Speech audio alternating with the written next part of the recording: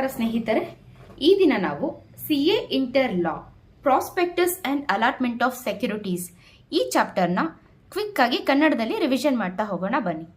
ಮೊದಲನೇದಾಗಿ section 23 public company ಸಾರ್ವಜನಿಕ ವಿತರಣೆ ಅಂದರೆ public issue, private placement, right issue ಮತ್ತೆ ಬೋನಸ್ ಇಶ್ಯೂ ಮೂಲಕ ಹಣವನ್ನ ಗಳಿಸಬಹುದು. ಅಂದ್ರೆ ಕಂಪನಿಗಳು ಬಂಡವಾಳನ ಹೇಗೆ ಸಂಗ್ರಹ ಮಾಡಬಹುದು ಅನ್ನೋದನ್ನ ಇದು ತಿಳಿಸುತ್ತೆ. ಹಾಗೆ ಪ್ರೈವೇಟ್ ಕಂಪ್ನಿ ಇವರು ಸಾರ್ವಜನಿಕರಿಗೆ ಅಂದ್ರೆ ಪಬ್ಲಿಕ್ಗೆ ಶೇರ್ನ ಇಶ್ಯೂ ಮಾಡೋ ಹಾಗಿಲ್ಲ. ಆದರೆ ಪ್ರೈವೇಟ್ ಪ್ಲೇಸ್ಮೆಂಟ್ ಮೂಲಕ, ರೈಟ್ ಇಶ್ಯೂ ಮೂಲಕ ಮತ್ತೆ ಬೋನಸ್ ಇಶ್ಯೂನ ಮಾಡಬಹುದು. ಸೆಕ್ಷನ್ 24 ಪವರ್ ಆಫ್ ಸೆಬಿ ಇದು ಶೇರ್ ಮಾರ್ಕೆಟ್ನ ನಿಯಂತ್ರಿಸುವಂತಹ ಸೆಬಿ ಸಂಸ್ಥೆ ಅಧಿಕಾರಗಳನ್ನ ತಿಳಿಸುತ್ತೆ. ಮೊದಲನೇದಾಗಿ ಷೇರುಗಳ ನಿಯಂತ್ರಣ ಅಂದ್ರೆ ಲಿಸ್ಟೆಡ್ ಕಂಪನಿಗಳ ಷೇರುಗಳನ್ನ ವಿತರಣೆ, ವರ್ಗಾವಣೆ ಮತ್ತೆ ಲಾಭಾಂಶ ಅಂದ್ರೆ ಡಿವಿಡೆಂಡ್ ಪಾವತಿಸದ ನಿರ್ಧಾರಗಳನ್ನ ಸೆಬಿ ನೋಡ್ಕೊಳ್ಳುತ್ತೆ. ಹಾಗೆ ಪ್ರಾಸ್ಪೆಕ್ಟಸ್, ಶೇರ್ ಅಲಾಟ್ಮೆಂಟ್, ರಿಟರ್ನ್ಸ್ ಮುಂತಾದ ಉಳಿದ ವಿಷಯಗಳನ್ನ ಸೆಂಟ್ರಲ್ ಗವರ್ಮೆಂಟ್ ಟ್ರಿಬ್ಯುನಲ್ ಅಥವಾ ROC ನಿಯಂತ್ರಣವನ್ನ ಮಾಡತ್ತೆ. Section 25 deemed prospectus. Deemed prospect ಅಂದ್ರೆ ಕಂಪನಿಯು ತನ್ನ ಶೇರ್ಗಳನ್ನ ನೇರವಾಗಿ ಪಬ್ಲಿಕ್ಗೆ ಕೊಡದೆ ಮೊದಲು ಒಬ್ಬ ಥರ್ಡ್ ಪರ್ಸನ್ಗೆ ಕೊಟ್ಟು ಆ ವ್ಯಕ್ತಿ ಸಾರ್ವಜನಿಕರಿಗೆ ಮಾರಾಟ ಮಾಡಿದ್ರೆ ಆ ಮಾರಾಟದ ದಾಖಲೆನ ಡೀಮ್ಡ್ ಪ್ರಾಸ್ಪೆಕ್ಟಸ್ ಅಂತ ಕರೀತಾರೆ. ಇದು ಷೇರು ಹಂಚಿಕೆಯಾದ 6 ತಿಂಗಳ ಒಳಗೆ ಅದನ್ನ ಪಬ್ಲಿಕ್ ಆಫರ್ ಮಾಡಿರಬೇಕು ಅಥವಾ ಥರ್ಡ್ ಪಾರ್ಟಿಯಿಂದ ಕಂಪ್ನಿಗೆ ಪೂರ್ಣ ಹಣ ತಲುಪದೇ ಇದ್ದಾಗ ಇದು ಅಪ್ಲಿಕಬಲ್ ಆಗತ್ತೆ. ಸೈನು ಕಂಪ್ನಿ ಆಗಿದ್ರೆ ಕನಿಷ್ಠ 2 ಡೈರೆಕ್ಟರ್ ಇದಕ್ಕೆ ಸೈನ್ ಮಾಡಬೇಕು. ಸೊ ನೋಟ್ ಮಾಡೋ ಹಾಗಿದ್ರೆ ನೋಟ್ ಮಾಡ್ಕೊಳ್ಳಿ.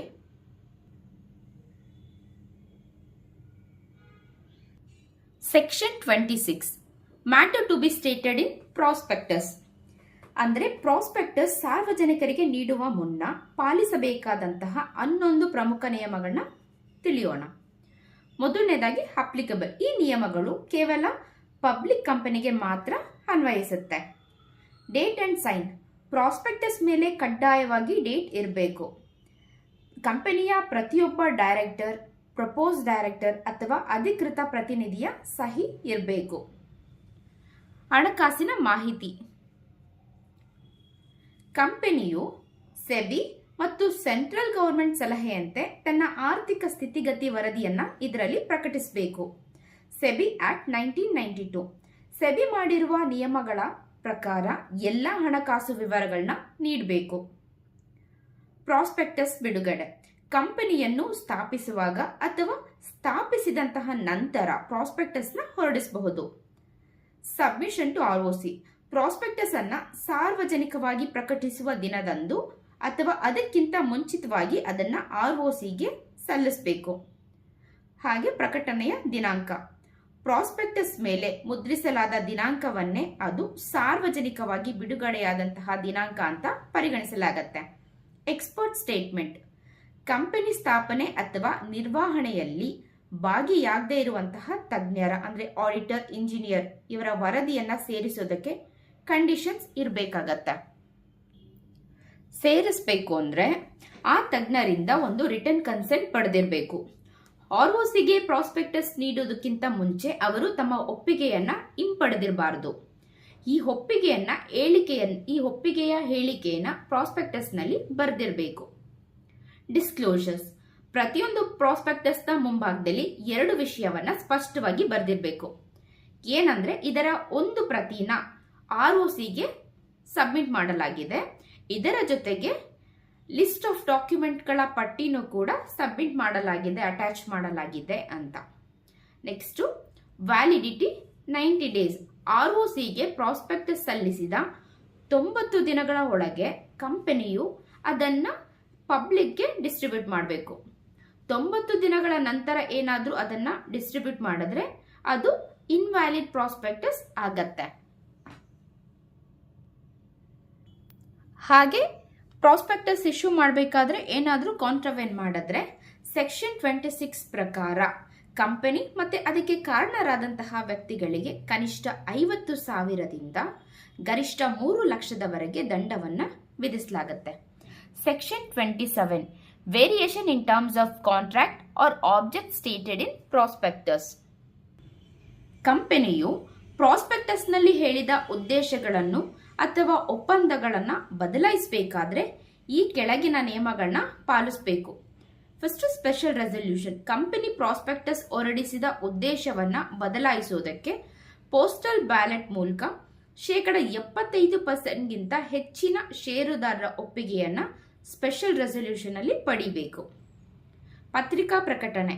ಈ ಬದಲಾವಣೆಯ ನೋಟಿಸ್ ಅನ್ನು 2 ಪ್ರಮುಖ ದಿನಪತ್ರಿಕೆಗಳಲ್ಲಿ, ಅಂದ್ರೆ ಒಂದು ಇಂಗ್ಲಿಷ್ ಮತ್ತೆ ಇನ್ನೊಂದು ವರ್ನಾಕ್ಯುಲರ್ ಲ್ಯಾಂಗ್ವೇಜ್ ನಲ್ಲಿ ಫಾರ್ಮ್ PAS 1 ಮೂಲಕ ಪ್ರಕಟಿಸಬೇಕು.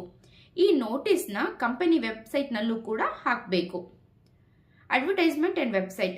ಪೋಸ್ಟಲ್ ಬ್ಯಾಲೆಟ್ ಕಳುಹಿಸುವ ದಿನವೇ ಪತ್ರಿಕೆಗಳಲ್ಲೂ ಕೂಡ ಅಡ್ವರ್ಟೈಸ್ಮೆಂಟ್ ಬರಬೇಕು. ಇದರಲ್ಲಿ ಬದಲಾವಣೆ ಇರುವ ನಿಖರವಾದ ಕಾರಣಗಳನ್ನು ಅಂದ್ರೆ ಜಸ್ಟಿಫಿಕೇಶನ್ ತಿಳಿಸಬೇಕು. ಹಾಗೆ restriction on usage of money.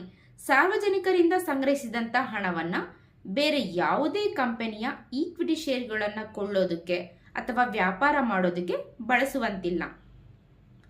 ಹಾಗೆ ಏನಾದರೂ ಡಿಸೆಂಡಿಂಗ್ ಶೇರ್ ಹೋಲ್ಡರ್ಸ್, ಈ ಬದಲಾವಣೆಗೆ ಒಪ್ಪದ ಷೇರುದಾರರಿಗೆ ಕಂಪನಿಯ ಪ್ರಮೋಟರ್ ಅಥವಾ ನಿಯಂತ್ರಕರು ಕಂಪನಿಯಿಂದ ಹೊರಹೋಗೋದಕ್ಕೆ ಎಕ್ಸಿಟ್ ಆಪ್ಷನ್ ಅವಕಾಶನ ಮಾಡಿಕೊಡ್ಬೇಕು. ಅಂದ್ರೆ ಅವರ ಶೇರ್ಗಳನ್ನ ಸೂಕ್ತ ಬೆಲೆಗೆ ಮರಳಿ ವಾಪಸ್ ಕೊಂಡ್ಕೋಬೇಕು. Section 28 offer for sale of shares by certain matters. ಕಂಪನಿಯ ಪ್ರಮೋಟರ್ಸ್ ಅಥವಾ ದೊಡ್ಡ ಶೇರ್ದಾರರು ತಮ್ಮ ಬಳಿ ಇರುವ ಶೇರ್ಗಳನ್ನ ಪಬ್ಲಿಕ್ಗೆ ಮಾರಾಟ ಮಾಡೋದಕ್ಕೆ ಬಯಸಿದಾಗ ಈ ನಿಯಮ ಅನ್ವಯ ಆಗತ್ತೆ. ಸದಸ್ಯರ ಕೊಡುಗೆ, ಅಂದ್ರೆ ಕಂಪನಿಯ ಬೋರ್ಡ್ ಆಫ್ ಡೈರೆಕ್ಟರ್ಸ್ ಜೊತೆ ಚರ್ಚೆ ಮಾಡಿ ಕಂಪನಿಯ ಕೆಲವು ಸದಸ್ಯರು ತಮ್ಮ ಬಳಿ ಇರುವಂತಹ ಪೂರ್ಣ ಅಥವಾ ಕೆಲವು ಶೇರ್ಗಳನ್ನ ಸಾರ್ವಜನಿಕರಿಗೆ ಅಂದ್ರೆ ಪಬ್ಲಿಕ್ಗೆ ಮಾರಾಟ ಮಾಡೋದಕ್ಕೆ ಆಫರ್ ನೀಡಬಹುದು. ಪ್ರಾಸ್ಪೆಕ್ಟಸ್ನ ಪರಿಗಣನೆ.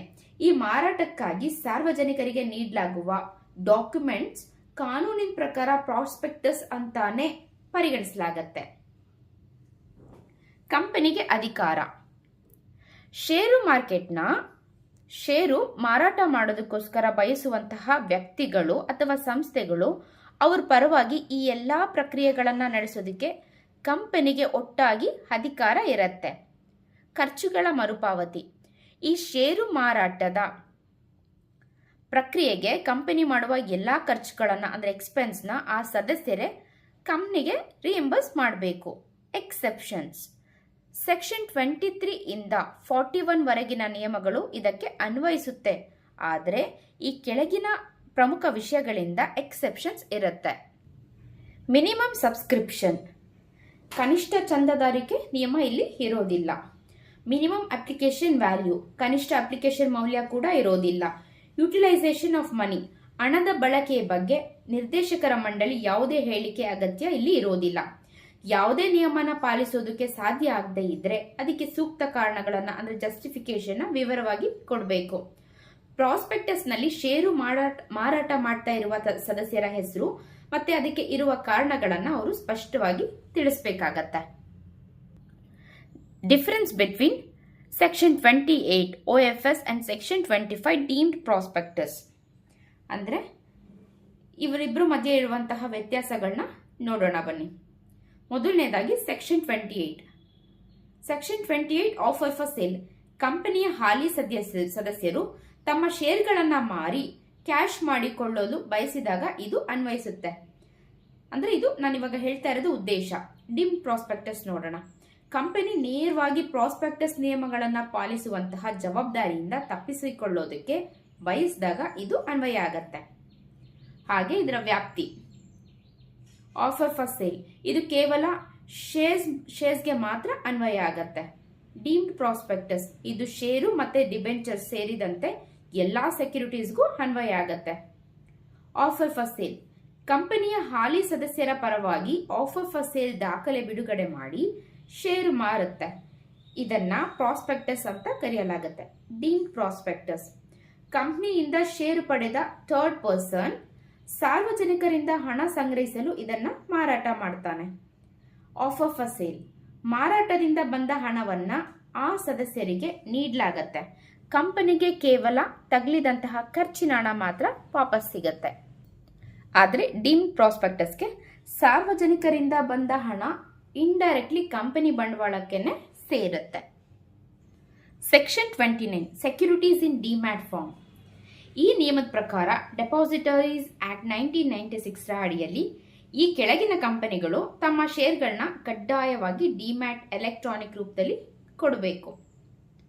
ಸಾರ್ವಜನಿಕ ಕೊಡುಗೆ, ಪಬ್ಲಿಕ್ ಆಫರ್ ನೀಡುವ ಪ್ರತಿಯೊಂದು ಕಂಪನಿದು ಶೇರ್ಸ್ ಕೊಡಬೇಕಾದ್ರೆ ಡಿಮ್ಯಾಟ್ ಫಾರ್ಮ್ ಅಲ್ಲಿ ಇರಬೇಕು. ಸರ್ಕಾರ ಸೂಚಿಸುವ ಇತರ ಕಂಪನಿಗಳು, ಫಾರ್ ಎಕ್ಸಾಂಪಲ್ ನೋಂದಾಯಿಸದ ಸಾರ್ವಜನಿಕ ಕಂಪನಿಗಳು ಅಂದ್ರೆ ಅನ್ಲಿಸ್ಟೆಡ್ ಪಬ್ಲಿಕ್ ಕಂಪನೀಸ್. ಅಡ್ವರ್ಟೈಸ್ಮೆಂಟ್ ಇನ್ ಪ್ರಾಸ್ಪೆಕ್ಟಸ್ ಸೆಕ್ಷನ್ 30. ಯಾವುದೇ ಕಂಪನಿಯು ತನ್ನ ಪ್ರಾಸ್ಪೆಕ್ಟಸ್ ನ ಅಡ್ವರ್ಟೈಸ್ಮೆಂಟ್ ಮಾಡಬೇಕಾದ್ರೆ ಅದು ತನ್ನ MOA ನಲ್ಲಿರುವ ಕೆಳಗಿನ ಪ್ರಮುಖ ಅಂಶಗಳನ್ನ ಕಡ್ಡಾಯವಾಗಿ ತಿಳಿಸಬೇಕು. ಕಂಪನಿಯ ಆಬ್ಜೆಕ್ಟ್ಸ್ ಏನು, ಹಾಗೆ ಮೆಂಬರ್ಸ್ನ ಲಯಬಿಲಿಟಿ ಏನು, ಶೇರ್ಸ್ ಏನು ಕಂಪನಿ ಷೇರು ಕ್ಯಾಪಿಟಲ್ನ ಬಂಡವಾಳ ಎಷ್ಟು, ಹಾಗೆ ಮೆಮೊರಾಂಡಮ್ಗೆ ಸೈನ್ ಮಾಡಿದವರ ಹೆಸರು, ಹಾಗೆ ಸಹಿ ಮಾಡಿದವರು ಖರೀದಿಸಿದ ಒಟ್ಟು ಶೇರ್ಗಳ ನಂಬರ್ಸ್ ಏನು, ಕಂಪನಿಯ ಒಟ್ಟಾರೆ ಬಂಡವಾಳದ ರಚನೆ ಅಂದ್ರೆ ಕ್ಯಾಪಿಟಲ್ ಸ್ಟ್ರಕ್ಚರ್ನ ಹೇಳಬೇಕಾಗತ್ತೆ. Next section 31 shelf prospectus. Shelf prospectus ಅಂದ್ರೆ ಪದೇ ಪದೇ ಹೊಸದಾಗಿ ಮಾಹಿತಿ ಪತ್ರವನ್ನ ಬಿಡುಗಡೆ ಮಾಡದೆ ಒಂದೇ ಪ್ರಾಸ್ಪೆಕ್ಟಸ್ ಬಳಸಿ ಒಂದು ನಿರ್ದಿಷ್ಟ ಅವಧಿಯಲ್ಲಿ ಒಂದಕ್ಕಿಂತ ಹೆಚ್ಚು ಬಾರಿ ಪಬ್ಲಿಕ್ಗೆ ಶೇರ್ಗಳನ್ನ ನೀಡಬಹುದಾದಂತ ಒಂದು ವ್ಯವಸ್ಥೆ. ಹಾಗಿದ್ರೆ ಇದು ಯಾರಿಗೆಲ್ಲ ಅಪ್ಲೈ ಆಗತ್ತಂದ್ರೆ ಸೆಬಿ ಸೂಚಿಸುವಂತಹ ಕಂಪನಿಗಳು ಮಾತ್ರ ಇದನ್ನ ಅಂದ್ರೆ ಶೆಲ್ಫ್ ಪ್ರಾಸ್ಪೆಕ್ಟಸ್ ನ ನೀಡಬಹುದು. ಹಾಗೆ ಮೊದಲ ಬಾರಿ ಷೇರು ಬಿಡುಗಡೆ ಮಾಡುವ ಹಂತದಲ್ಲಿ ಇದನ್ನ ROCಗೆ ಸಬ್ಮಿಟ್ ಮಾಡಬೇಕು. ಇದರಿಂದ ಮ್ಯಾಕ್ಸಿಮಮ್ 1 ವರ್ಷ, ಇದಕ್ಕೆ ಮ್ಯಾಕ್ಸಿಮಮ್ 1 ವರ್ಷತೆ ಮಾತ್ರ ಮಾನ್ಯತೆ. ಇದು ಮೊದಲ ಕೊಡುಗೆ ಪ್ರಾರಂಭವಾದ ದಿನಾಂಕದಿಂದ ಆರಂಭವಾಗತ್ತೆ. 1 ವರ್ಷದ ಒಳಗೆ ಎರಡನೇ ಅಥವಾ ಮುಂದಿನ ಬಾರಿ ಷೇರು ನೀಡಬೇಕಾದ್ರೆ ಹೊಸ ಪ್ರಾಸ್ಪೆಕ್ಟಸ್ ನ ಅಗತ್ಯ ಇರೋದಿಲ್ಲ. ಆದ್ರೆ ಇನ್ಫಾರ್ಮೇಶನ್ ಮೆಮೊರಾಂಡಮ್ ಫಾರ್ಮ್ PAS2 ನ ಸಬ್ಮಿಟ್ ಮಾಡಬೇಕು. ಇದರಲ್ಲಿ ಹೊಸದಾಗಿ ಸೃಷ್ಟಿಯಾದ ಸಾಲಗಳು ಅಂದ್ರೆ ನ್ಯೂ ಚಾರ್ಜಸ್ ಮತ್ತೆ ಕಂಪನಿಯ ಆರ್ಥಿಕ ಸ್ಥಿತಿಯಲ್ಲಿ ಬದಲಾವಣೆ ಆಗಿರುವಂತಹ ಬದಲಾವಣೆಗಳನ್ನ ತಿಳಿಸಬೇಕು. ಚೇಂಜ್ ಇನ್ ಫೈನಾನ್ಷಿಯಲ್ ಪೊಸಿಷನ್ ತಿಳಿಸಬೇಕು. ಹಾಗೆ ಮುಂದಿನ ಬಾರಿ ಷೇರು ಬಿಡುಗಡೆ ಮಾಡುವ ಕನಿಷ್ಠ 1 ತಿಂಗಳು ಮುಂಚಿತವಾಗಿ ಈ ಮಾಹಿತಿಯನ್ನ ಅಂದ್ರೆ ಇನ್ಫಾರ್ಮೇಶನ್ ಮೆಮೊರಾಂಡಮ್ನ ಸಬ್ಮಿಟ್ ಮಾಡಬೇಕು. ಕಂಪನಿಯಲ್ಲಿನ ಬದಲಾವಣೆಗಳ ಮುಂಚೆನೆ ಯಾರಾದರೂ ಅಪ್ಲಿಕೇಶನ್ ಹಣ ನೀಡಿದ್ರೆ ಆ ಬದಲಾವಣೆಗಳನ್ನ ಅವರಿಗೆ ತಿಳಿಸಬೇಕು. ಅವರು ತಮ್ಮ ಹಣ ಹಿಂಪಡೆಯೋದಕ್ಕೆ ಏನಾದರೂ ಬಯಸಿದ್ರೆ 15 ದಿನದ ಒಳಗಡೆ ಅವರಿಗೆ ವಾಪಸ್ ಕೊಟ್ಬಿಡ್ಬೇಕು. Shelf prospectus plus information memorandum ಎರಡನ್ನು ಒಟ್ಟಿಗೆ ಸೇರಿಸಿ ಪ್ರಾಸ್ಪೆಕ್ಟಸ್ ಅಂತ ಕರೀಲಾಗತ್ತೆ. Next section 32 red herring prospectus. Red herring prospectus ಅಂದ್ರೆ ಇದೊಂದು ಅಪೂರ್ಣ ಮಾಹಿತಿ ಪತ್ರ. ಇದರಲ್ಲಿ ಕಂಪನಿ ನೀಡಲಿರುವ ಷೇರುಗಳ ನಿಖರವಾದ ಸಂಖ್ಯೆ ಅಂದ್ರೆ ಕ್ವಾಂಟಮ್ ಅಥವಾ ನಿಖರವಾದ ಬೆಲೆ ಅಂದ್ರೆ ಪ್ರೈಸ್ ನ ವಿವರಗಳು ಇರೋದಿಲ್ಲ. ಕಂಪನಿಯು ತನ್ನ ಅಂತಿಮ ಪ್ರಾಸ್ಪೆಕ್ಟಸ್ ಅಂದ್ರೆ ಫೈನಲ್ ಪ್ರಾಸ್ಪೆಕ್ಟಸ್ ಬಿಡುಗಡೆ ಮಾಡೋದಕ್ಕಿಂತ ಮುಂಚೆ ಈ ರೆಡ್ ಹಿಯರಿಂಗ್ ಪ್ರಾಸ್ಪೆಕ್ಟಸ್ ನ ಹೊರಡಿಸಬಹುದು. ಷೇರು ಖರೀದಿಯ ಪಟ್ಟಿ ಅಂದ್ರೆ ಸಬ್ಸ್ಕ್ರಿಪ್ಷನ್ ಲಿಸ್ಟ್ ಪ್ರಾರಂಭವಾಗೋದಕ್ಕಿಂತ ಕನಿಷ್ಠ 3 ದಿನಗಳ ಮುಂಚಿತವಾಗಿ ಇದನ್ನ ROCಗೆ ಸಬ್ಮಿಟ್ ಮಾಡಬೇಕು. ರೆಡ್ ಹಿಯರಿಂಗ್ ಪ್ರಾಸ್ಪೆಕ್ಟಸ್ ಮತ್ತು ಅಂತಿಮವಾಗಿ ಬಿಡುಗಡೆ ಮಾಡುವ ಪ್ರಾಸ್ಪೆಕ್ಟಸ್ ಅದರ ನಡುವೆ ಏನಾದರೂ ಬದಲಾವಣೆಗಳಿದ್ರೆ ಅದನ್ನ ಅಂತಿಮ ಪ್ರಾಸ್ಪೆಕ್ಟಸ್ ನಲ್ಲಿ ಸ್ಪಷ್ಟವಾಗಿ ತೋರಿಸಬೇಕು. ಅಂದ್ರೆ ಫೈನಲ್ ಪ್ರಾಸ್ಪೆಕ್ಟಸ್ ನಲ್ಲಿ ಇನ್ ಡೀಟೇಲ್ ಆಗಿ ತೋರಿಸಬೇಕಾಗತ್ತೆ. ನೆಕ್ಸ್ಟ್ ಆಫರ್ ಮುಗಿದ ನಂತರ ಕಂಪನಿಯು ತನ್ನ ಫೈನಲ್ ಪ್ರಾಸ್ಪೆಕ್ಟಸ್ ಅನ್ನ ROC ಮತ್ತು ಸೆಬಿಗೆ ಸಲ್ಲಿಸಬೇಕು. ಇದರಲ್ಲಿ ಈ ಕೆಳಗಿನ ಮುಖ್ಯ ವಿವರಗಳು ಇರಬೇಕು. ಏನೇನಿರ್ಬೇಕಂದ್ರೆ ಒಟ್ಟು ಸಂಗ್ರಹಿಸಿದ ಬಂಡವಾಳ ಟೋಟಲ್ ಕ್ಯಾಪಿಟಲ್ ರೇಸ್ಡ್, ಷೇರುಗಳ ಅಂತಿಮ ಮಾರಾಟದ ಬೆಲೆ closing price. Red herring prospectus ನಲ್ಲಿ ಇಲ್ಲದ ಎಲ್ಲಾ ವಿವರಗಳನ್ನು ಕೂಡ ಫೈನಲ್ ಪ್ರಾಸ್ಪೆಕ್ಟಸ್ ನಲ್ಲಿ ROC ಮತ್ತೆ ಸೆಬಿಗೆ ಡಿಸ್ಟ್ರಿಬ್ಯೂಟ್ ಅಂದ್ರೆ ಸಬ್ಮಿಟ್ ಮಾಡಬೇಕು. Section 33 issue of application form. Abridged prospectus ಇದು ಮೂಲ ಪ್ರಾಸ್ಪೆಕ್ಟಸ್ನ ಪ್ರಮುಖ ಮುಖ್ಯಾಂಶಗಳನ್ನ ಒಳಗೊಂಡಿರುವ ಒಂದು ಸಂಕ್ಷಿಪ್ತ ಮಾಹಿತಿಯ ಪತ್ರವಾಗಿರುತ್ತೆ. ಷೇರು ಅಥವಾ ಡಿಬೆಂಚರ್ ಖರೀದಿಸಲು ನೀಡುವಂತಹ ಪ್ರತಿಯೊಂದು ಅಪ್ಲಿಕೇಶನ್ ಫಾರ್ಮ್ ಜೊತೆಗೆ ಈ ಸಂಕ್ಷಿಪ್ತ ಪ್ರಾಸ್ಪೆಕ್ಟಸ್ ಅನ್ನು ಕಡ್ಡಾಯವಾಗಿ ಅಟ್ಯಾಚ್ ಮಾಡಿರಬೇಕು. ಇದಕ್ಕಿರುವಂತಹ ಎಕ್ಸೆಪ್ಷನ್ಸ್: ಈ ಕೆಳಗಿನ ಸಂದರ್ಭಗಳಲ್ಲಿ ಸಂಕ್ಷಿಪ್ತ ಪ್ರಾಸ್ಪೆಕ್ಟಸ್ನ ಅಗತ್ಯ ಇರೋದಿಲ್ಲ. ಯಾರಾದರೂ ವ್ಯಕ್ತಿಯೊಂದಿಗೆ ಅಂಡರ್ ರೈಟಿಂಗ್ ಒಪ್ಪಂದವನ್ನ ಮಾಡಿಕೊಳ್ಳೋದಕ್ಕೆ ಅಪ್ಲಿಕೇಶನ್ ನೀಡಿದಾಗ, ಸಾರ್ವಜನಿಕರಿಗೆ ಮುಕ್ತವಾಗಿ ನೀಡದ ಷೇರು ಅಥವಾ ಡಿಬೆಂಚರ್ಗಳು ಆಗಿದ್ದಾಗ, ಕಂಪನಿಯ ಹಾಲಿ ಇರುವ ಅಂದರೆ ಎಕ್ಸಿಸ್ಟಿಂಗ್ ಮೆಂಬರ್ಸ್ಗೆ ಆಫರ್ ನೀಡಿದಾಗ, ಪೆನಲ್ಟಿ: ಈ ನಿಯಮವನ್ನು ಉಲ್ಲಂಘಿಸಿದ್ರೆ ಪ್ರತಿ ಉಲ್ಲಂಘನೆಗೆ ಕಂಪನಿಗೆ 50,000 ದಂಡವನ್ನು ವಿಧಿಸಲಾಗುತ್ತೆ. Section 34 criminal liability for misstatements. So criminal liability for misstatements: ಪ್ರಾಸ್ಪೆಕ್ಟಸ್ನಲ್ಲಿ ಯಾವುದೇ ಸುಳ್ಳು ಅಥವಾ ಜನರನ್ನ ದಾರಿ ತಪ್ಪಿಸುವ ಮಾಹಿತಿ ನೀಡಿದ್ರೆ ಅಥವಾ ಪ್ರಮುಖ ವಿಷಯಗಳನ್ನ ಮುಚ್ಚಿಟ್ಟಿದ್ರೆ ಅದನ್ನ ಬಿಡುಗಡೆ ಮಾಡಲು ಅನುಮತಿ ನೀಡಿದ ಪ್ರತಿಯೊಬ್ಬ ವ್ಯಕ್ತಿಯು ಸೆಕ್ಷನ್ 447 ಅಡಿಯಲ್ಲಿ ಕಠಿಣ ಕ್ರಿಮಿನಲ್ ಶಿಕ್ಷೆಗೆ ಗುರಿಯಾಗ್ತಾನೆ. ಇವ್ರಿಗೆ ಒಂದಷ್ಟು ಎಕ್ಸೆಪ್ಷನ್ಸ್ ಇದೆ. ಅಂದರೆ ಕೆಳಗಿನ ಸಂದರ್ಭಗಳಲ್ಲಿ ಇವರು ಶಿಕ್ಷೆಯಿಂದ ಬಚಾವಾಗಬಹುದು. ಆ ತಪ್ಪು ಹೇಳಿಕೆ ಅಥವಾ ಮುಚ್ಚಿಟ್ಟ ವಿಷಯವು ತುಂಬಾ ಸಣ್ಣದು ಅಥವಾ ಅಮುಖ್ಯವಾದದ್ದು, ಇಮ್ಮಾಟೀರಿಯಲ್ ಅಂತ ಸಾಬೀತೇನಾದ್ರೂ ಪಡಿಸಿದ್ರೆ, ಪ್ರಾಸ್ಪೆಕ್ಟಸ್ ಬಿಡುಗಡೆ ಮಾಡುವವರೆಗೂ ಆ ಮಾಹಿತಿ ನಿಜವೆಂದೇ ತಾನು ನಂಬಿದ್ದೆ ಮತ್ತು ಅದಕ್ಕೆ ಸೂಕ್ತ ಕಾರಣಗಳಿದ್ದವು, ಅಂದ್ರೆ ರೀಸನಬಲ್ ಗ್ರೌಂಡ್ಸ್ ಇತ್ತು ಅಂತ ಏನಾದ್ರೂ ಸಾಬೀತು ಪಡಿಸಿದ್ರೆ. Next section 35 civil liability for misstatements. Prospectus ನಲ್ಲಿರುವ ತಪ್ಪು ಮಾಹಿತಿಯನ್ನ ನಂಬಿ ಯಾರಾದ್ರೂ ಸಬ್ಸ್ಕ್ರೈಬರ್ಸ್ ಹಣ ಕಳೆದುಕೊಂಡ್ರೆ ಅಥವಾ ನಷ್ಟವನ್ನ ಅನುಭವಿಸಿದ್ರೆ ಆ ನಷ್ಟವನ್ನ ಕಂಪನಿ ಮತ್ತು ಅದಕ್ಕೆ ಕಾರಣರಾದಂತಹ ವ್ಯಕ್ತಿಗಳೇ ಭರಿಸಬೇಕು. ಹಾಗಿದ್ರೆ ಯಾರೆಲ್ಲ ಇದಕ್ಕೆ ಹೊಣೆಗಾರರು ಅಂದ್ರೆ, ಇದಕ್ಕೆ ಸ್ವತಃ ಕಂಪನಿನೇ ಆಗಿರುತ್ತೆ. ಹಾಗೆ ಕಂಪನಿಯ ಡೈರೆಕ್ಟರ್ಸ್, ಪ್ರಮೋಟರ್ಸ್, ಎಕ್ಸ್ಪೋರ್ಟರ್ಸ್ ಮತ್ತೆ ಪ್ರಸ್ತಾಪಿತ ಡೈರೆಕ್ಟರ್ ಕೂಡ ಇರ್ತಾರೆ. ಪ್ರಾಸ್ಪೆಕ್ಟಸ್ ಬಿಡುಗಡೆ ಮಾಡೋದಕ್ಕೆ ಅಧಿಕಾರ ನೀಡಿದಂತಹ ಪ್ರತಿಯೊಬ್ಬ ವ್ಯಕ್ತಿನೂ ಕೂಡ ಇಲ್ಲಿ ಹೊಣೆ ಆಗ್ತಾನೆ. ಇದಕ್ಕೆ ಪರಿಹಾರ: ಇವರೆಲ್ಲರೂ ಸೇರಿ ನಷ್ಟ ಅನುಭವಿಸಿದ ಪ್ರತಿಯೊಬ್ಬ ಹೂಡಿಕೆದಾರನಿಗೂ ಸೂಕ್ತ ಪರಿಹಾರ ಅಥವಾ ಕಾಂಪೆನ್ಸೇಷನ್ ಕಡ್ಡಾಯವಾಗಿ ಕೊಡಬೇಕಾಗಿ ಬರುತ್ತೆ. ಎಕ್ಸೆಪ್ಷನ್ಸ್ ಅಂಡರ್ ಸೆಕ್ಷನ್ 35: ಪ್ರಾಸ್ಪೆಕ್ಟಸ್ನಲ್ಲಿ ತಪ್ಪು ಮಾಹಿತಿ ಇದ್ರೂ ಕೆಳಗಿನ ಸಂದರ್ಭಗಳಲ್ಲಿ ಸಂಬಂಧಪಟ್ಟ ವ್ಯಕ್ತಿಗಳು ನಷ್ಟ ಪರಿಹಾರ ನೀಡುವ ಹೊಣೆಗಾರಿಕೆಯಿಂದ ಬಚಾವಾಗಬಹುದು. ಫ್ರಾಡ್ಯುಲೆಂಟ್ ಪರ್ಪಸ್: ಒಂದು ವೇಳೆ ಪ್ರಾಸ್ಪೆಕ್ಟಸ್ ಅನ್ನ ಉದ್ದೇಶಪೂರ್ವಕವಾಗಿ ವಂಚನೆ ಮಾಡುವ ಉದ್ದೇಶದಿಂದಲೇ ಹೊರಡಿಸಿದ್ರೆ ಅದಕ್ಕೆ ಕಾರಣವಾದ ವ್ಯಕ್ತಿಗಳು ಯಾವುದೇ ಮಿತಿ ಇಲ್ಲದೆ ವೈಯಕ್ತಿಕವಾಗಿ ಸಂಪೂರ್ಣ ನಷ್ಟಕ್ಕೆ ಹೊಣೆಗಾರಿಕೆ ಆಗ್ತಾರೆ. ಆದರೆ 3 ಪ್ರಮುಖ ವಿನಾಯಿತಿಗಳು ಅಂದ್ರೆ ಎಕ್ಸೆಪ್ಷನ್ಸ್ ಇಲ್ಲಿ ಇದೆ. ಪ್ರಪೋಸ್ ಡೈರೆಕ್ಟರ್: ಪ್ರಾಸ್ಪೆಕ್ಟಸ್ ಬಿಡುಗಡೆಯಾಗೋದಕ್ಕಿಂತ ಮುಂಚಿತವಾಗಿ ಆ ವ್ಯಕ್ತಿ ತನ್ನ ಒಪ್ಪಿಗೆಯನ್ನ ಹಿಂಪಡೆದಿದ್ರೆ, ವಿತ್ಡ್ರಾ ಫ್ರಮ್ ಹಿಸ್ ಕನ್ಸೆಂಟ್, ಮತ್ತೆ ಆತನ ಅನುಮತಿನೇ ಇಲ್ಲದೆ ಪ್ರಾಸ್ಪೆಕ್ಟಸ್ ಏನಾದ್ರೂ ಬಿಡುಗಡೆ ಆಗಿದ್ರೆ ಆತ ಹೊಣೆಯಲ್ಲ. ತಿಳುವಳಿಕೆನೇ ಇಲ್ಲದೆ ಬಿಡುಗಡೆ ಅಂದ್ರೆ ತನ್ನ ಅರಿವಿಲ್ಲದೆ ಅಥವಾ ಒಪ್ಪಿಗೆನೇ ಇಲ್ಲದೆ ಪ್ರಾಸ್ಪೆಕ್ಟಸ್ ಬಿಡುಗಡೆ ಆಗಿದೆ ಎಂದು ತಿಳಿದ ತಕ್ಷಣ ಆ ವ್ಯಕ್ತಿಯು ತಕ್ಷಣವೇ ಸಾರ್ವಜನಿಕ ಪ್ರಕಟಣೆ ಅಂದ್ರೆ ಪಬ್ಲಿಕ್ ನೋಟಿಸ್ ನೀಡಿ ಆ ವಿಷಯವನ್ನ ಸ್ಪಷ್ಟಪಡಿಸಿದ್ರೆ ಆತ ಬಚಾವಾಗ್ತಾನೆ. ಎಕ್ಸ್ಪರ್ಟ್ ಸ್ಟೇಟ್ಮೆಂಟ್: ಪ್ರಾಸ್ಪೆಕ್ಟಸ್ ನಲ್ಲಿರುವ ತಪ್ಪು ಹೇಳಿಕೆಯು ಸೆಕ್ಷನ್ 26 ಅಡಿಯಲ್ಲಿ ಒಬ್ಬ ಎಕ್ಸ್ಪರ್ಟ್ ನೀಡಿದ ವರದಿ ಆಧಾರದ ಮೇಲಿದ್ರೆ ಆ ತಜ್ಞರು ಅದಕ್ಕೆ ಹೊಣೆಗಾರಿಕೆ ಆಗ್ತಾರೆ. Section 36 punishment for fraudulently inducing persons to invest money. ಯಾರಾದರೂ ವ್ಯಕ್ತಿ ಉದ್ದೇಶಪೂರ್ವಕವಾಗಿ ಅಥವಾ ಬೇಜವಾಬ್ದಾರಿತನದಿಂದ ಸುಳ್ಳು, ಮೋಸ ಅಥವಾ ದಾರಿ ತಪ್ಪಿಸುವ ಹೇಳಿಕೆಗಳು, ಭರವಸೆಗಳು ಅಥವಾ ಮುನ್ಸೂಚನೆಗಳನ್ನ ನೀಡಿ ಇನ್ನೊಬ್ಬ ವ್ಯಕ್ತಿಯನ್ನ ಕೆಳಗಿನ ಒಪ್ಪಂದಗಳಿಗೆ ಒಳಪಡುವಂತೆ ಪ್ರೇರೇಪಿಸಿದರೆ ಅದು ಅಪರಾಧ. ಶೇರ್ಗಳನ್ನು ಖರೀದಿಸಲು, ಮಾರಾಟ ಮಾಡಲು ಅಥವಾ ಅಂಡರ್ ರೈಟಿಂಗ್ ಒಪ್ಪಂದ ಮಾಡಿಕೊಳ್ಳೋದಕ್ಕೆ ಪ್ರೇರೇಪಿಸೋದು, ಷೇರುಗಳ ಲಾಭ ಅಥವಾ ಅದರ ಮೌಲ್ಯದ ಏರಿಳಿತದ ಆಧಾರದ ಮೇಲೆ ಲಾಭ ಗಳಿಸಿಕೊಡೋದಾಗಿ ಸುಳ್ಳು ಒಪ್ಪಂದ ಮಾಡಿಕೊಳ್ಳೋದು, ಬ್ಯಾಂಕ್ ಅಥವಾ ಯಾವುದೇ ಹಣಕಾಸು ಸಂಸ್ಥೆಯಿಂದ ಸಾಲದ ಸೌಲಭ್ಯಗಳನ್ನು ಪಡೆಯಲು ಸುಳ್ಳು ಒಪ್ಪಂದಗಳನ್ನು ಮಾಡಿಕೊಳ್ಳೋದು. ಇದಕ್ಕಿರುವಂತಹ ಶಿಕ್ಷೆ: ಇಂಥ ವಂಚನೆ ಎಸಗಿದ ವ್ಯಕ್ತಿಯು ಸೆಕ್ಷನ್ 447 ಅಡಿಯಲ್ಲಿ ಕಠಿಣ ಕ್ರಿಮಿನಲ್ ಕ್ರಮ ಮತ್ತು ಶಿಕ್ಷೆಗೆ ಗುರಿಯಾಗ್ತಾನೆ. Section 37 action by affected person. ಪ್ರಾಸ್ಪೆಕ್ಟಸ್ನಲ್ಲಿರುವ ತಪ್ಪು ಮಾಹಿತಿ, ಸುಳ್ಳು ಹೇಳಿಕೆ ಅಥವಾ ಪ್ರಮುಖ ವಿಷಯಗಳನ್ನ ಮುಚ್ಚಿಟ್ಟಿರೋದ್ರಿಂದ ನಷ್ಟ ಅನುಭವಿಸಿದ ವ್ಯಕ್ತಿಗಳು ಕೋರ್ಟ್ನಲ್ಲಿ ಕೇಸ್ ಹಾಕ್ಬೋದು.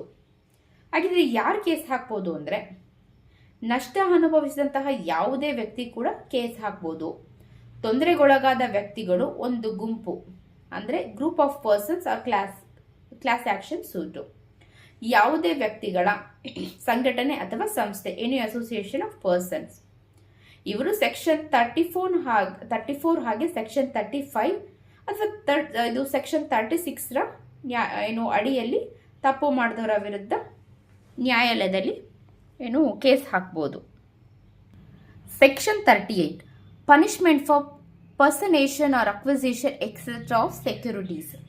ಯಾರಾದರೂ ವ್ಯಕ್ತಿ ಈ ಕೆಳಗಿನ ತಪ್ಪುಗಳನ್ನು ಮಾಡಿದ್ರೆ ಅವರು ಸೆಕ್ಷನ್ 447 ಅಡಿಯಲ್ಲಿ ಶಿಕ್ಷೆಗೆ ಗುರಿಯಾಗ್ತಾರೆ. ಫಿಕ್ಟಿಷಿಯಸ್ ನೇಮ್, ಕಂಪನಿಯ ಶೇರ್ಗಳನ್ನು ಕೊಳ್ಳಲು ಅಪ್ಲಿಕೇಶನ್ ಹಾಕೋದು, ಅದಕ್ಕೆ ಪ್ರೇರೇಪಿಸೋದು. ಸೊ ಯಾರ ಹೆಸರಲ್ಲಿ? ಸುಳ್ಳು ಹೆಸರಲ್ಲಿ. ಹೆಚ್ಚಿನ ಶೇರ್ಗಳನ್ನು ಪಡೆಯುವ ಉದ್ದೇಶದಿಂದ ಬೇರೆ ಬೇರೆ ಹೆಸರುಗಳಲ್ಲಿ ಅಥವಾ ತನ್ನದೇ ಹೆಸರಿನ ವಿಭಿನ್ನ ಸಂಯೋಜನೆಗಳಲ್ಲಿ ಅಂದರೆ ಮಲ್ಟಿಪಲ್ ಅಪ್ಲಿಕೇಶನ್ ಸಲ್ಲಿಸೋದು. ಸುಳ್ಳು ಹೆಸರಲ್ಲಿ ಅಥವಾ ತನಗೆ ಬೇರೆಯವರಿಗೆ ಷೇರುಗಳನ್ನು ಅಲಾಟ್ ಮಾಡಲು ಅಥವಾ ಟ್ರಾನ್ಸ್ಫರ್ ಮಾಡಲು ಕಂಪ್ನಿಯನ್ನು ಒಪ್ಪಿಸೋದು ಅಥವಾ ಪ್ರೇರೇಪಿಸೋದು. ಪ್ರಾಸ್ಪೆಕ್ಟಸ್ ಹೊರಡಿಸುವ ಪ್ರತಿಯೊಂದು ಕಂಪನಿಯು ಈ ಸೆಕ್ಷನ್ 38ರ ನಿಯಮಗಳನ್ನು ತನ್ನ ಪ್ರಾಸ್ಪೆಕ್ಟಸ್ ಮತ್ತು ಅಪ್ಲಿಕೇಶನ್ ಫಾರ್ಮ್ ಮೇಲೆ ಪ್ರಮುಖವಾಗಿ ಪ್ರಿಂಟ್ ಮಾಡಿರಬೇಕು. Section 447 punishment for fraud. ಕಂಪ್ನಿಯಲ್ಲಿ ನಡೆಯುವ ವಂಚನೆಯ ಗಾತ್ರ ಮತ್ತು ಸ್ವರೂಪದ ಆಧಾರದ ಮೇಲೆ ಜೈಲು ಶಿಕ್ಷೆಯನ್ನು ಈ ಕೆಳಗಿನ ರೀತಿಲಿ ಕೊಡ್ತಾರೆ.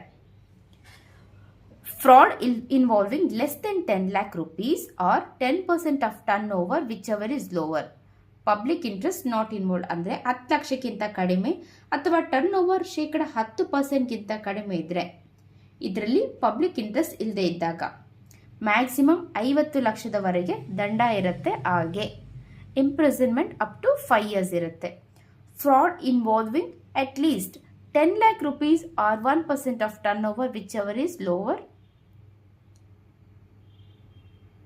ಇಲ್ಲಿ ಕೂಡ ಕನಿಷ್ಠ 10 ಲಕ್ಷ ಅಥವಾ ಟರ್ನ್ ಓವರ್ನ 1% ಹೆಚ್ಚು ಇರಬೇಕು. ಆವಾಗಲೇ 1ಕ್ಕಿಂತ ಕಡಿಮೆ 1%ಗಿಂತ ಇಲ್ಲಿ 1%ಗಿಂತ ಹೆಚ್ಚಾಗಿರಬೇಕು. ಸೊ ಆತನಿಗೆ equal to amount of fraud ಇರುತ್ತೆ. Maximum 3 times of amount of fraud ಆಗುತ್ತೆ. ಇದರ ಜೊತೆಗೇನೆ ಮಿನಿಮಮ್ ಅಂದರೂ 6 ತಿಂಗಳು ಅಥವಾ ಮತ್ತೆ ಮ್ಯಾಕ್ಸಿಮಮ್ 10 ವರ್ಷದವರೆಗೆ ಅವರಿಗೆ ಜೈಲು ಆಗುತ್ತೆ. ಪಬ್ಲಿಕ್ ಇಂಟ್ರೆಸ್ಟ್ ಒಳಗೊಂಡಿರುವಂತಹ ವಂಚನೆಗೆ ಇದು equal to amount of fraud, ಇದು ವಂಚನೆಯ ಮೊತ್ತದ ಈಕ್ವಲ್ ಆಗಿರುತ್ತೆ ಅಥವಾ 3 ಪಟ್ಟು, ಮ್ಯಾಕ್ಸಿಮಮ್ 3 ಪಟ್ಟು ಬೇಕಾದರೂ ಆಗ್ಬೋದು. ಇದರ ಜೊತೆಗೇನೆ 3 ವರ್ಷ ಜೈಲು ಆಗತ್ತೆ, ಮ್ಯಾಕ್ಸಿಮಮ್ 10 ವರ್ಷದವರೆಗೆ ಜೈಲು ಶಿಕ್ಷೆ ಆಗತ್ತೆ. Section 39 allotment of securities. ಕಂಪನಿಯು ಸಾರ್ವಜನಿಕರಿಗೆ ಶೇರ್ಗಳನ್ನ ಹಂಚಿಕೆ ಮಾಡಬೇಕಾದ್ರೆ ಈ 5 ಪ್ರಮುಖ ನಿಯಮಗಳನ್ನ ಪಾಲಿಸಬೇಕು. ಹಂಚಿಕೆಗೆ ಷರತ್ತು: ಪ್ರಾಸ್ಪೆಕ್ಟಸ್ನಲ್ಲಿ ತಿಳಿಸಲಾದ ಕನಿಷ್ಠ ಚಂದಾದಾರಿಕೆ ಅಂದರೆ ಮಿನಿಮಮ್ ಸಬ್ಸ್ಕ್ರಿಪ್ಷನ್ ಹಣ ಪೂರ್ತಿಯಾಗಿ ಬರೋವರೆಗೆ ಮತ್ತು ಅದಕ್ಕೆ ಸಂಬಂಧಿಸಿದ ಅಪ್ಲಿಕೇಶನ್ ಹಣ ಕಂಪ್ನಿಗೆ ತಲುಪುವವರೆಗೆ ಶೇರ್ಗಳನ್ನ ಹಂಚಿಕೆ ಮಾಡುವ ಹಾಗಿಲ್ಲ. ಕನಿಷ್ಠ ಅಪ್ಲಿಕೇಶನ್ ಹಣ: ಅಪ್ಲಿಕೇಶನ್ ಜೊತೆಗೆ ಪಾವತಿಸಬೇಕಾದ ಹಣವು ಆ ಷೇರಿನ ಮುಖಬೆಲೆಯ ಅಂದರೆ ನಾಮಿನಲ್ ಅಮೌಂಟ್ಗಿಂತ ಕನಿಷ್ಠ 5% ಅಂದರೆ 5%ಗಿಂತ ಕಡಿಮೆ ಇರಬಾರ್ದು. ಹಾಗೆ ಕಂಪನಿಯು ಶೇರ್ಗಳನ್ನು ಹಂಚಿಕೆ ಮಾಡಿದ 30 ದಿನದ ಒಳಗಾಗಿ ರಿಟರ್ನ್ ಆಫ್ ಅಲಾಟ್ಮೆಂಟ್ನ ಫಾರ್ಮ್ PAS 3 ಮೂಲಕ ROCಗೆ ಸಬ್ಮಿಟ್ ಮಾಡಬೇಕು. ಒಂದು ವೇಳೆ ನಿಗದಿತ ಅವಧಿಯೊಳಗೆ ಮಿನಿಮಮ್ ಸಬ್ಸ್ಕ್ರಿಪ್ಷನ್ ಹಣ ಬರದೇ ಇದ್ದರೆ ರೀಫಂಡ್ ಮಾಡಬೇಕು. ಸೊ ಯಾವಾಗ ಅಂದರೆ ಕ್ಲೋಸರ್ ಆಫ್ ಇಶ್ಯೂ 15 ದಿನಗಳ ಒಳಗೆ ಎಲ್ಲ ಅಪ್ಲಿಕೇಶನ್ ಹಣವನ್ನು ಮರಳಿ ಪಾವತಿಸಬೇಕು.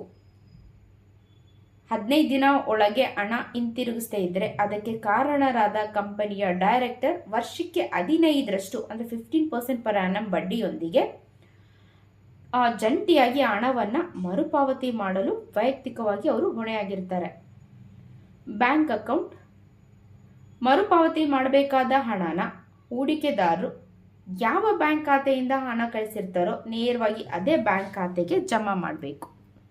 Section 40 mandatory listing.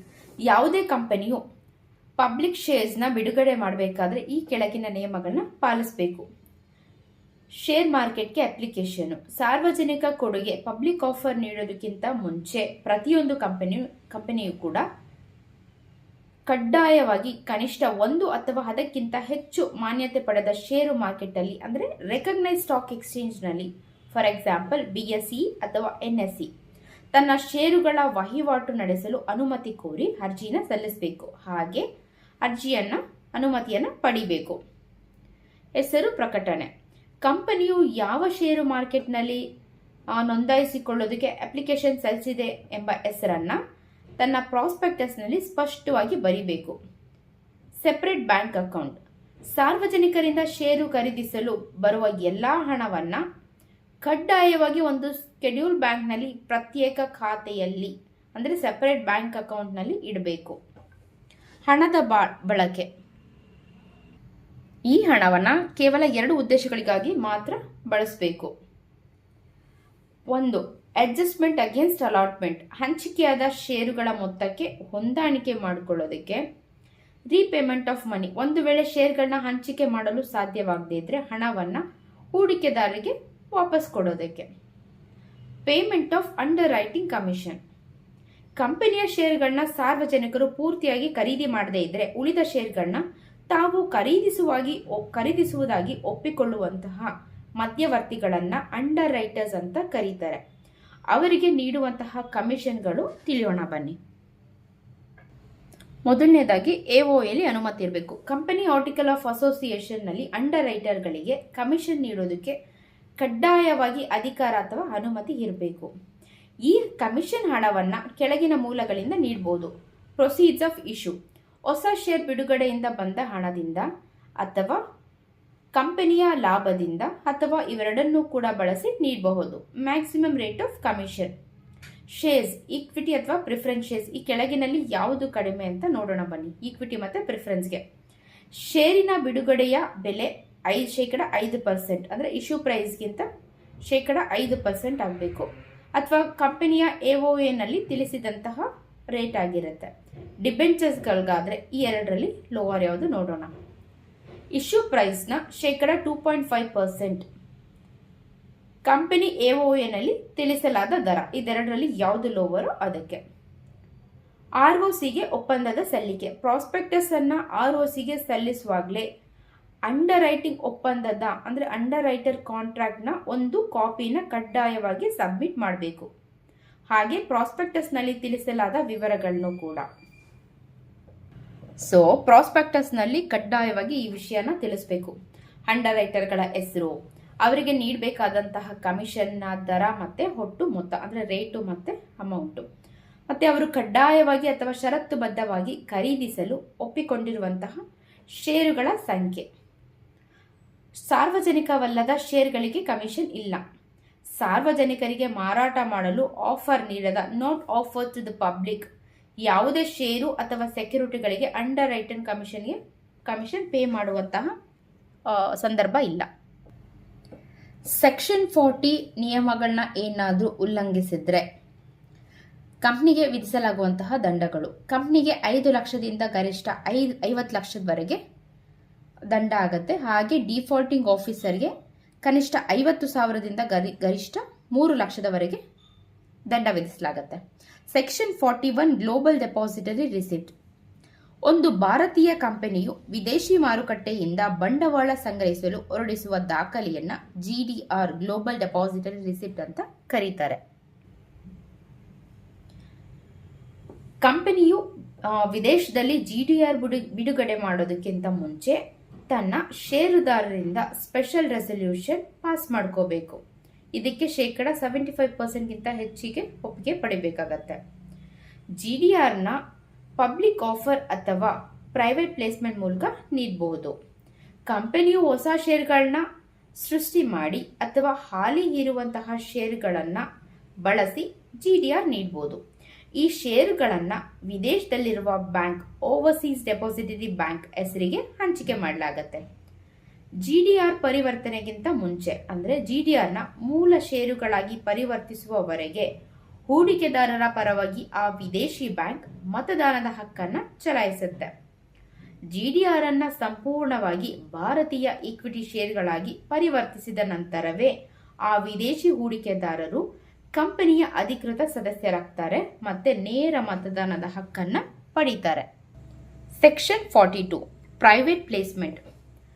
ಸಾರ್ವಜನಿಕರಿಗೆ ಮುಕ್ತವಾಗಿ ನೀಡದೆ ಆಯ್ದ ಕೆಲವು ಹೂಡಿಕೆದಾರರಿಗೆ ಮಾತ್ರ ರಹಸ್ಯವಾಗಿ ಅಥವಾ ಖಾಸಗಿಯಾಗಿ ಷೇರುಗಳನ್ನು ಮಾರಾಟ ಮಾಡೋದನ್ನ ಪ್ರೈವೇಟ್ ಪ್ಲೇಸ್ಮೆಂಟ್ ಅಂತ ಕರೀತಾರೆ.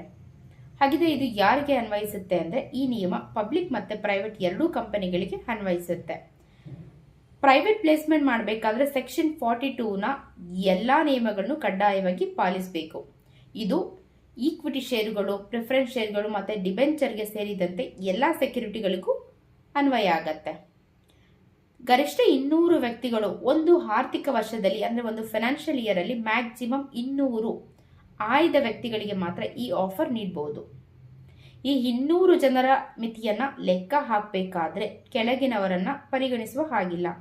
ಕ್ವಾಲಿಫೈಡ್ ಇನ್ಸ್ಟಿಟ್ಯೂಷನಲ್ ಬೈಯರ್ಸ್ ಅಂದರೆ ದೊಡ್ಡ ಸಾಂಸ್ಥಿಕ ಹೂಡಿಕೆದಾರರು. ಈ ಎಂಪ್ಲಾಯಿ ಸ್ಟಾಕ್ ಆಪ್ಷನ್ ಪ್ಲಾನ್ ಅಡಿಯಲ್ಲಿ ಷೇರು ಪಡೆಯುವ ಕಂಪನಿಯ ಉದ್ಯೋಗಿಗಳು.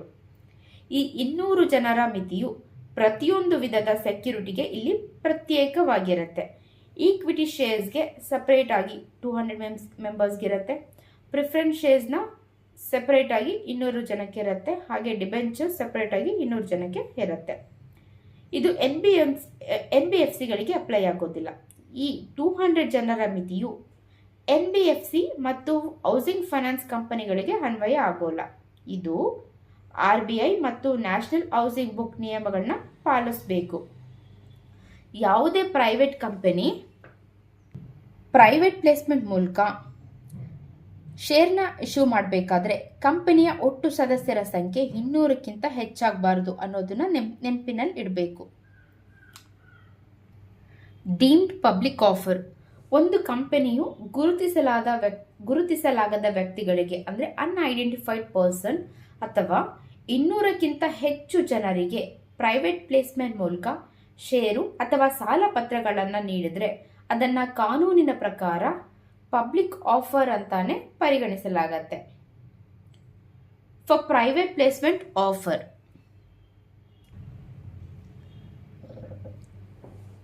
ನಾನ್ ಕನ್ವರ್ಟಬಲ್ ಡಿಬೆಂಚರ್ಸ್ ಅಂದರೆ ಕಂಪನಿಯ ಪಾವತಿಸಿದ ಬಂಡವಾಳ ಪ್ಲಸ್ ಉಚಿತ ಮೀಸಲು ಅಂದರೆ ಫ್ರೀ ರಿಸರ್ವ್ ಪ್ಲಸ್ ಸೆಕ್ಯೂರಿಟಿ ಪ್ರೀಮಿಯಂನ 100% ಒಳಗಿದ್ರೆ ಇಲ್ಲಿ ಕೇವಲ ಬೋರ್ಡ್ ರೆಸಲ್ಯೂಷನ್ ಪಾಸ್ ಮಾಡಿದ್ರೆ ಸಾಕು. ಎಕ್ಸೀಡಿಂಗ್ ಲಿಮಿಟ್ಗೆ ಬೋರ್ಡ್ ನಿರ್ಣಯ ಜೊತೆ ಅಂದರೆ ಬೋರ್ಡ್ ರೆಸಲ್ಯೂಷನ್ ಜೊತೆಗೆ ಸ್ಪೆಷಲ್ ರೆಸಲ್ಯೂಷನ್ ಕೂಡ ಬೇಕು. ಇದನ್ನ ವರ್ಷಕ್ಕೆ ಒಂದ್ಸತಿ ಮಾತ್ರ ಮಾಡೋಕ್ಕೆ ಅವಕಾಶ ಇರುತ್ತೆ. ಅದರ್ ಸೆಕ್ಯೂರಿಟೀಸ್, ಪ್ರತಿಯೊಂದು ಕೊಡುಗೆಗೂ ಬೋರ್ಡ್ ರೆಸಲ್ಯೂಷನ್ ಮತ್ತು ಸ್ಪೆಷಲ್ ರೆಸಲ್ಯೂಷನ್ ಎರಡೂ ಕೂಡ ಕಂಪಲ್ಸರಿ ಬೇಕು. ಅರ್ಹ ಸಾಂಸ್ಥಿಕ ಖರೀದಿದಾರರಿಗೆ ಅಂದರೆ ಕ್ವಾಲಿಫೈಡ್ ಇನ್ಸ್ಟಿಟ್ಯೂಷನಲ್ ಬೈಯರ್ಸ್ಗೆ ವರ್ಷದಲ್ಲಿ 1 ಬಾರಿ ಮಾತ್ರ ಇದನ್ನ ನೀಡಬಹುದು. Content of explanatory statement. Special resolution ಸದಸ್ಯರಿಗೆ ಷೇರುದಾರರಿಗೆ ಕಳುಹಿಸುವ ನೋಟಿಸ್ ಜೊತೆ ಈ ಕೆಳಗಿನ ವಿವರಗಳನ್ನು ಕೂಡ ಕಳಿಸಬೇಕು. ಕೊಡುಗೆಯ ಸಂಪೂರ್ಣ ವಿವರಗಳು, ಬೋರ್ಡ್ ರೆಸಲ್ಯೂಷನ್ ಅಂಗೀಕರಿಸಿದಂತಹ ದಿನಾಂಕ ಅಂದರೆ ಬೋರ್ಡ್ ರೆಸಲ್ಯೂಷನ್ ಪಾಸ್ ಮಾಡಿದಂತಹ ದಿನಾಂಕ, ಯಾವ ರೀತಿ ಸೆಕ್ಯೂರಿಟಿಗಳನ್ನ ನೀಡಲಾಗ್ತಾ ಇದೆ ಅನ್ನೋ ಮಾಹಿತಿ, ಸೆಕ್ಯೂರಿಟೀಸ್ನ ಬೆಲೆ, ಆ ಬೆಲೆಯನ್ನು ಯಾವ ಆಧಾರದ ಮೇಲೆ ನಿರ್ಧರಿಸಲಾಗಿದೆ ಅನ್ನೋ ಡೀಟೇಲ್ ಬೇಕಾಗತ್ತೆ. ಹಾಗೆ ವ್ಯಾಲ್ಯೂಯೇಷನ್ ಎಕ್ಸ್ಪರ್ಟ್ನ ಹೆಸರು ಮತ್ತು ಅಡ್ರೆಸ್, ಈ ಕೊಡುಗೆಯಿಂದ ಸಂಗ್ರಹಿಸಲು ಉದ್ದೇಶಿಸಿರುವ ಒಟ್ಟು ಮೊತ್ತ ಎಷ್ಟು ಅನ್ನೋದು ಕೂಡ ಇಲ್ಲಿ ದಾಖಲಿಸಬೇಕು. Border country restrictions. ಭಾರತದೊಂದಿಗೆ ಭೂಗಡಿಯನ್ನು ಹಂಚಿಕೊಳ್ಳುವ ದೇಶಗಳಾದ ಚೀನಾ, ಭೂತಾನ್, ನೇಪಾಳ, ಪಾಕಿಸ್ತಾನ, ಬಾಂಗ್ಲಾದೇಶ್ ಮತ್ತು ಮಯನ್ಮಾರ್ ಯಾವುದೇ ಕಂಪನಿ ಅಥವಾ ನಾಗರಿಕರಿಗೆ ಭಾರತೀಯ ಕಂಪನಿಗಳು ಸೆಕ್ಯೂರಿಟಿನ ನೀಡುವಂತಿಲ್ಲ.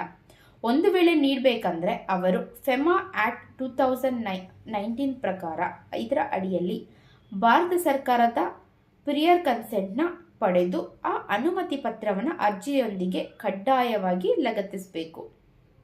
ಹಾಗೆ ನೋ ಕ್ಯಾಶ್ ಪೇಮೆಂಟ್. ಸೆಕ್ಯೂರಿಟಿಗಳನ್ನ ಖರೀದಿಸಲು ಗುರುತಿಸಲ್ಪಟ್ಟ ವ್ಯಕ್ತಿಗಳು ಯಾವುದೇ ಕಾರಣಕ್ಕೂ ಕ್ಯಾಶ್ ರೂಪದಲ್ಲಿ ಪಾವತಿ ಮಾಡೋ ಹಾಗಿಲ್ಲ. Bank account rule. ಹಣವನ್ನು ಕೇವಲ ಅರ್ಜಿದಾರರ ಸ್ವಂತ ಬ್ಯಾಂಕ್ ಅಕೌಂಟಿಂದ ಆನ್ಲೈನ್ ಅಥವಾ ಚೆಕ್ ಮೂಲಕ ಸ್ವೀಕರಿಸಬೇಕು. ಒಂದು ವೇಳೆ ಜಾಯಿಂಟ್ ಹೋಲ್ಡರ್ ಆದರೆ ಅರ್ಜಿದಾರರು ಯಾರ ಹೆಸರು ಮೊದಲು ಫಸ್ಟ್ ಅಲ್ಲಿ ಇರುತ್ತೋ ಅವರ ಬ್ಯಾಂಕ್ ಅಕೌಂಟಿಂದನೇ ಹಣ ತಗೋಬೇಕು. Restrictions on new offer. ಕಂಪನಿಯು ತಾನು ಮೊದಲು ಬಿಡುಗಡೆ ಮಾಡಿದ ಪ್ರೈವೇಟ್ ಪ್ಲೇಸ್ಮೆಂಟ್ ಪ್ರಕ್ರಿಯೆಯನ್ನು ಪೂರ್ಣಗೊಳಿಸುವವರೆಗೆ ಅಥವಾ ಅದನ್ನು ಅಧಿಕೃತವಾಗಿ ವಿತ್ಡ್ರಾ ಮಾಡೋವರೆಗೆ ಯಾವುದೇ ಹೊಸ ಖಾಸಗಿ ನಿಯೋಜನೆ ಅಂದರೆ ಪ್ರೈವೇಟ್ ಪ್ಲೇಸ್ಮೆಂಟ್ನ ಹೊರಡಿಸುವಂತಿಲ್ಲ. Allotment and refund timeline. ಹೂಡಿಕೆದಾರರಿಂದ ಅರ್ಜಿ ಹಣ ಅಂದರೆ ಅಪ್ಲಿಕೇಶನ್ ಮನಿ ಬಂದ ನಂತರ ಪ್ರಕ್ರಿಯೆ ಆರಂಭ ಆಗತ್ತೆ. ಕಂಪನಿಯು ಹಣ ಬಂದ 60 ದಿನಗಳ ಒಳಗಾಗಿ ಶೇರ್ಗಳನ್ನ ಅಲಾಟ್ ಮಾಡಬೇಕು. ಒಂದು ವೇಳೆ 60 ದಿನದಲ್ಲಿ ಶೇರ್ಗಳನ್ನ ಹಂಚೋದಕ್ಕೆ ಅಲಾಟ್ ಮಾಡಲಿಕ್ಕೆ ಸಾಧ್ಯವಾಗದೇ ಇದ್ರೆ ಮುಂದಿನ 15 ದಿನಗಳ ಒಳಗಾಗಿ ಇನ್ವೆಸ್ಟರ್ಸ್ಗೆ ಹಣವನ್ನು ವಾಪಸ್ ಕೊಟ್ಬಿಡ್ಬೇಕು.